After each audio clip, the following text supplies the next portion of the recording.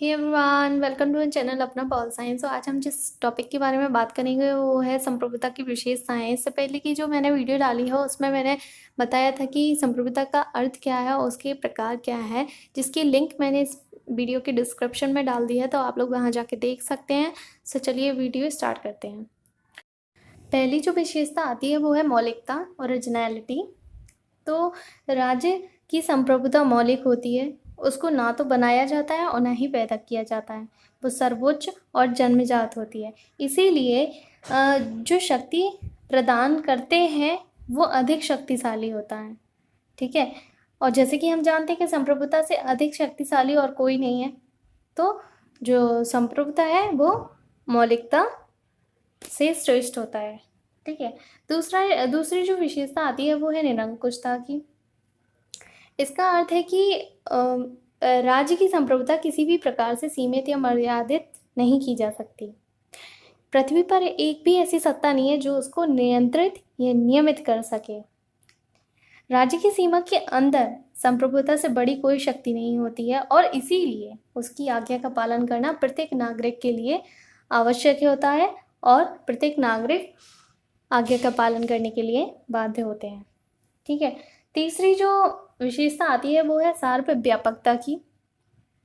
राज्य में कोई भी व्यक्ति संप्रभुता की सीमा से बाहर नहीं होता है।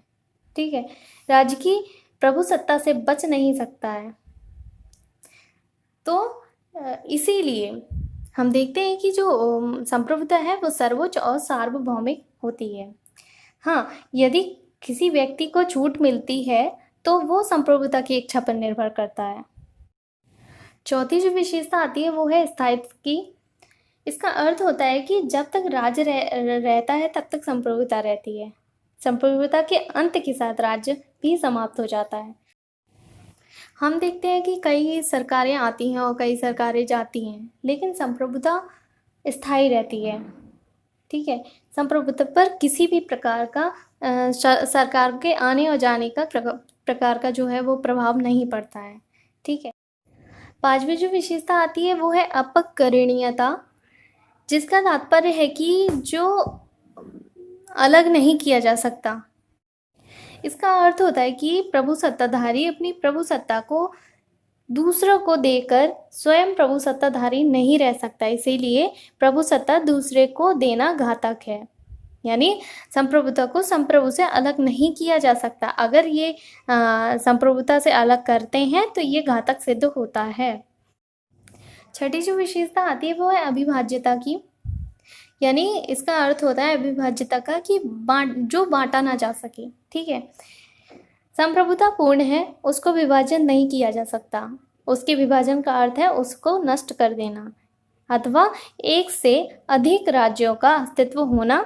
एक राज्य में एक से अधिक संप्रभुता नहीं हो सकती। जिस प्रकार से एक म्यान में दो तलवारें नहीं हो सकती, उसी प्रकार से एक राज्य में दो संप्रभुता नहीं हो सकती।